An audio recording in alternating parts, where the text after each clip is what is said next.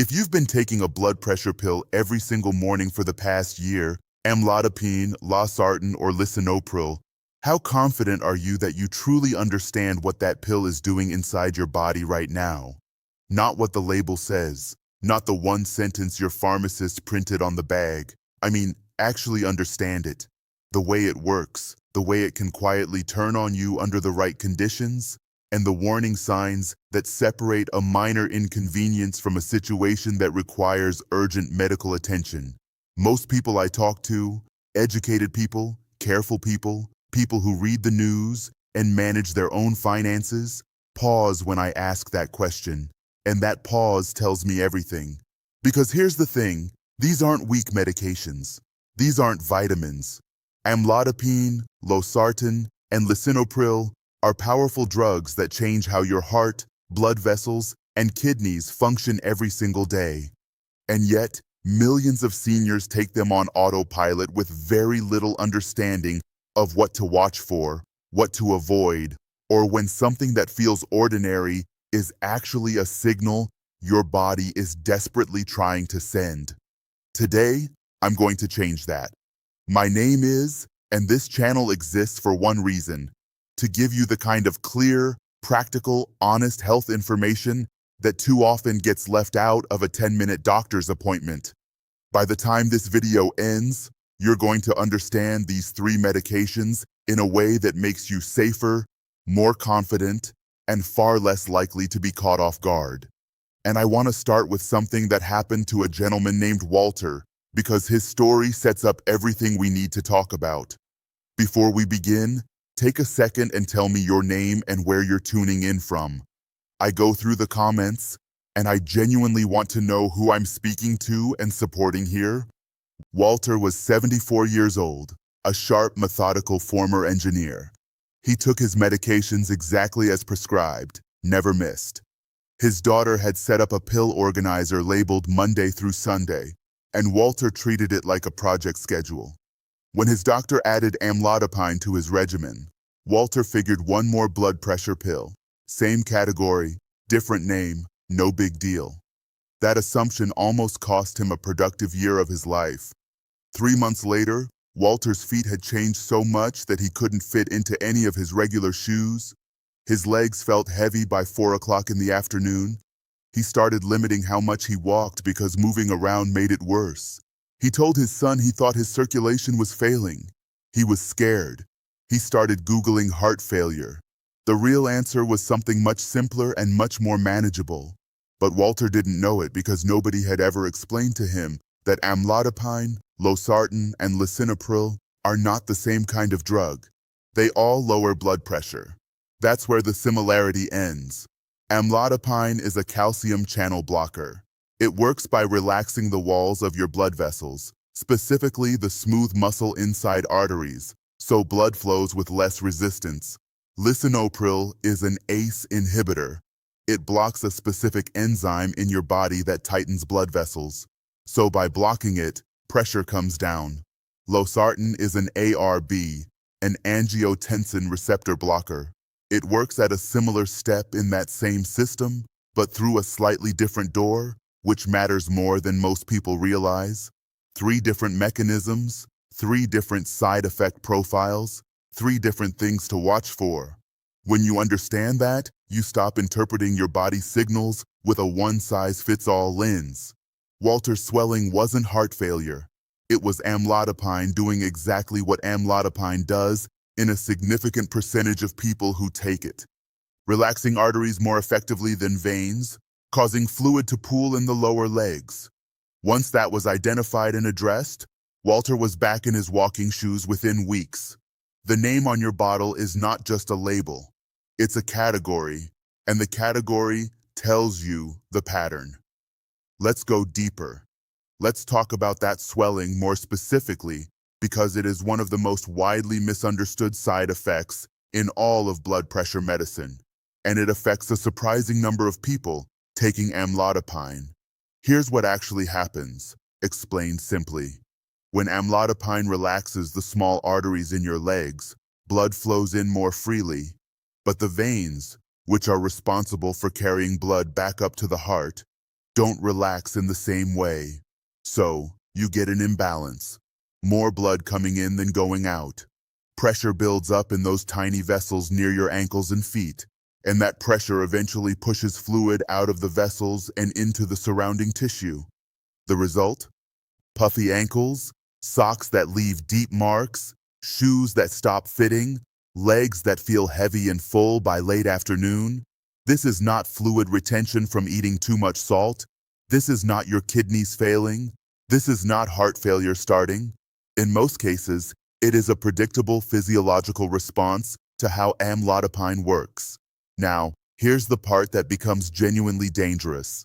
Not the swelling itself, but how people respond to it. Some people see the swelling and decide on their own to stop the medication without telling anyone, and their blood pressure climbs back up quietly while they feel like they made a sensible decision.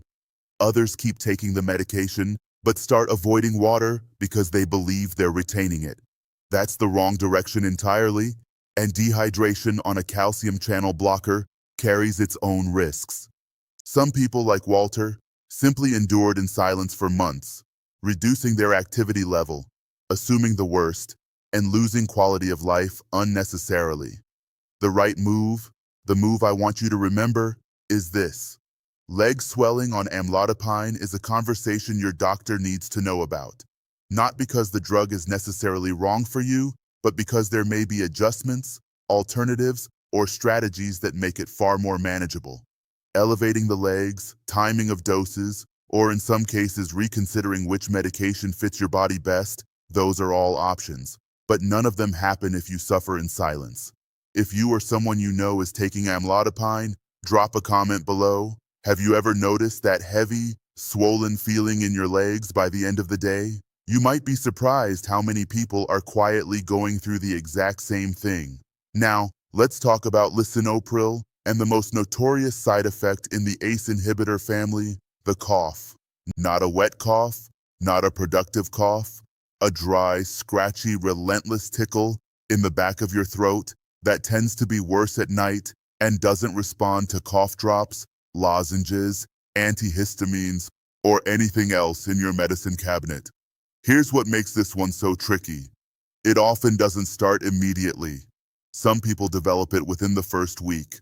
Some take 3 or 4 months before the cough appears, and by that point, the connection to lisinopril never even crosses their mind. They've been on the medication for months without issue, so they blame dust, allergies, a lingering irritation after a cold or acid reflux. I want you to meet Evelyn. Evelyn was 71, an avid gardener, and she assumed her cough was from spending time outdoors during pollen season. It was late spring when it started, which made the timing seem completely logical. She used antihistamines. She bought an air purifier. She mentioned it to her primary doctor, who ordered a chest X-ray that came back clear. 6 months later, the cough was still there. Her sleep was disrupted almost every night. She was tired, irritable, and starting to believe something serious was being missed. When she came to see me, one of the first questions I asked was, "When did you start lisinopril relative to when the cough appeared?" She went quiet, pulled out her phone, and started doing the math. She had started lisinopril 11 months before our visit. The cough had appeared about 4 months into treatment. She had never made the connection. Once we identified the likely cause and worked with her primary doctor to switch to Losartan, which targets a similar mechanism but doesn't cause this type of cough, the tickle in her throat was gone within 2 weeks. 11 months of disrupted sleep, gone in 2 weeks, once someone connected the dots. Now, and this is critically important, I need to draw a very clear line here, because there is a symptom in the ACE inhibitor category that is not a nuisance. It is a medical emergency. If you are on lisinopril and you develop swelling of your lips, tongue, face, or throat, especially if swallowing or breathing becomes difficult, you do not wait. You do not call the office tomorrow. You do not take a Benadryl and see what happens. You call emergency services immediately. This is a condition called angioedema. It is rare, but it is real, and it can close your airway faster than you expect. A dry cough is a nuisance. throat swelling is an emergency. The gap between those two things is important. Please burn it into your memory. And if nobody has ever broken down your blood pressure medication this clearly before, hit that subscribe button, because what's coming next in this video could be just as important for your safety or someone you love. Now, let's move to Losartan, and a danger that I find particularly striking because it doesn't come from doing something wrong, it comes from people doing what they believe is the right thing. Losartan, like Lisinopril, works on the renin-angiotensin system, the body's blood pressure regulation pathway. One of the effects of this class of medication is that it can raise potassium levels in the blood. For most people, this stays within a safe range when monitored appropriately, but add certain common lifestyle choices on top of it, and the picture changes. Here's where it gets counterintuitive. Potassium doesn't just come from bananas or supplements. It's hiding in products that are actively marketed as the healthier choice, salt substitutes. Many popular low-sodium salt alternatives, the ones sold right next to regular table salt and often branded as heart-healthy, replace sodium with potassium chloride. So, a senior who's been told to cut back on salt buys a potassium-based substitute, uses it liberally on every meal, and is now loading potassium into their system while taking a medication that already raises potassium levels. The combination can push potassium high enough to affect the electrical system of the heart. And here's what makes it dangerous. High potassium doesn't always scream at you. It sometimes announces itself quietly as unusual muscle weakness, persistent fatigue, a cramping sensation in the legs, tingling in the hands, or a fluttering, irregular heartbeat. Sometimes, there are almost no symptoms at all, right up until there are serious ones. I want you to think about someone in your life right now, maybe yourself, who has switched to a salt substitute in the last year or two. If that person takes Losartan or Lisinopril, this is a conversation that needs to happen with a doctor. Not because the medication is dangerous in isolation, not because potassium-rich foods are evil, but because the combination, without awareness and monitoring, can create a slow-building problem that never needed to happen. Electrolyte powders, some meal replacement shakes, and certain over-the-counter sports recovery drinks also carry meaningful potassium loads. They're not prescription products, nobody thinks to mention them, and that's exactly why they matter. There is one scenario that I don't think it's nearly enough airtime in conversations about blood pressure medications, and it directly affects seniors more than any other group. What happens to these drugs when you get sick? Not a serious illness, not hospitalization, just a bad stomach bug, a few days of vomiting, diarrhea that won't quit, loss of appetite for a couple of days, or simply a hot week in summer with heavy sweating and not enough fluid intake. When you're dehydrated for any reason, the same dose of Losartan or Lisinopril that was perfectly calibrated for a well-hydrated body can act dramatically differently. Your blood pressure can fall too low. Your kidneys, which are already working harder due to the fluid loss, become more vulnerable.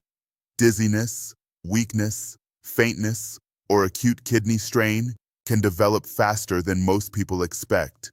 The medication didn't change, your body's internal environment changed, and the drug is now operating in conditions it wasn't designed for. This is one of the most important practical things I can tell you today. Illness changes the rules, and if you don't have a plan for what to do when illness hits, whether to hold a dose, when to call the doctor, what symptoms should trigger a visit, you are leaving a significant gap in your safety. That plan is something you should have from your prescribing doctor before you ever need it. If you don't have it, ask at your next appointment. What should I do with my blood pressure medication if I get a stomach virus or can't keep food and fluids down? It's one of the most important questions you can ask, and it's one of the least commonly asked. Here's a quick question for you. Has your doctor ever given you a sick day plan for your blood pressure medication? Drop a yes or no in the comments because I have a feeling most of you are going to answer the same way. Here's a scenario I want you to visualize for a moment. You have a bad week. Your arthritis flares up. Your knees are aching. Your back is stiff. You head to the drugstore and pick up ibuprofen, something you've used for years, perfectly ordinary, something from the shelf that anyone can buy. Now you're taking Lisinopril or Losartan. Maybe you're also on a diuretic, a water pill for extra fluid management. This combination, when used regularly, can meaningfully reduce blood flow to your kidneys. And in the context of even mild dehydration, the risk of kidney injury rises substantially. This is not a hypothetical rare scenario. It is one of the most common, most preventable situations I see. And the reason it slips through is simple. Patients don't think of ibuprofen, naproxen, or similar over-the-counter anti-inflammatory medications as real medications in the same category as prescriptions. They're just something from the drugstore, something for the pain. But your kidneys do not distinguish between prescription and over-the-counter products. They respond to chemistry. If you routinely use anti-inflammatory pain medications for arthritis, joint pain, or back pain, and you take any of these 3 blood pressure drugs, please have that conversation with your doctor. There are often safer alternatives: acetaminophen, topical treatments, physical therapy approaches, or other options that don't carry the same kidney risk. You don't have to simply endure the pain, and you don't have to silently accept the risk. There's usually a better path. You just need someone to help you find it. I want to spend a moment on something that sounds small and isn't: dizziness. That brief wobbly moment when you stand up from the couch or get out of bed in the morning. The world tilts for a second. You grab the door frame, then it passes, and you go about your day thinking, I just got up too fast. For many seniors on blood pressure medications, this is a regular experience, and it's almost universally underreported because it seems too minor to mention. Here's what I need you to hear. In older adults, a few seconds of dizziness is enough to cause a fall, and a fall is enough to cause a fracture. And a fracture, particularly a hip fracture, can derail an older adult's health trajectory in ways that take years to recover from, if recovery happens at all. This isn't alarmism. This is physics and biology working together in a way that demands respect. The dizziness happens because your blood pressure medications are doing their job, lowering blood pressure, and when you stand up quickly, your cardiovascular system hasn't had a moment to compensate. Blood pressure briefly drops. Blood flow to the brain momentarily decreases. You feel it as a lightheaded tilting sensation. The fix is often simple. Rise slowly. Sit on the edge of the bed for a moment before standing. Hold on to something stable when getting up. Give your body a few extra seconds to catch up with the change in position. But beyond the practical adjustment, dizziness that happens regularly, dizziness that doesn't improve after the first few weeks on a medication, or an episode of near fainting, those are signals that deserve a real conversation. The dose may need adjustment. The combination of medications may need review. Something in your hydration habits may need to change. Silence on this issue is not a small risk. Let me address something that creates enormous, unnecessary anxiety and occasionally dangerous impulsive decisions for people managing blood pressure at home. Blood pressure is not a fixed number. It moves constantly throughout every hour of every day in response to dozens of variables: how well you slept, whether you had caffeine, if you're in pain, whether you're anxious about the reading itself, whether you just walked in from outside, whether you spoke loudly right before sitting down. A single high reading on a random Tuesday morning after poor sleep does not mean your medication is failing. A single low reading after you've been dehydrated on a hot day does not mean your medication is too strong. What matters is the pattern over time, measured consistently, the same arm, the same time of day, after 5 minutes of quiet rest without rushing or talking. When people monitor inconsistently and react emotionally to individual readings, the decisions that follow are almost never good ones. Extra doses taken out of fear, skipped doses because one reading looked good, frantic calls to the doctor about a number that in context was completely unremarkable. Monitor with a method. Track over time. Bring the log to your appointment. Let patterns, not panic, guide the conversation. That simple shift in approach reduces anxiety, improves decisions, and gives your doctor far more useful information than a single alarming screenshot from your home monitor. And if you've made it this far and you're getting value from this, type the number 9 in the comments.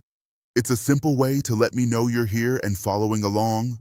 These medications work through a steady, consistent presence in your system, not spikes and gaps, not extra doses when you're worried, and not skipped doses when you feel fine.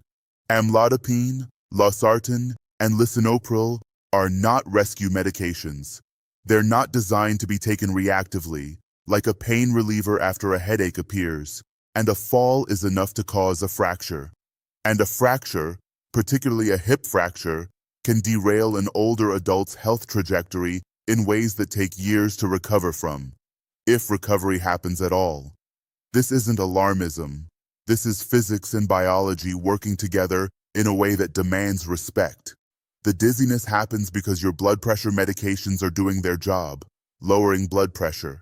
And when you stand up quickly, your cardiovascular system hasn't had a moment to compensate. Blood pressure briefly drops. Blood flow to the brain momentarily decreases. You feel it as a lightheaded tilting sensation. The fix is often simple. Rise slowly. Sit on the edge of the bed for a moment before standing. Hold on to something stable when getting up. Give your body a few extra seconds to catch up with the change in position.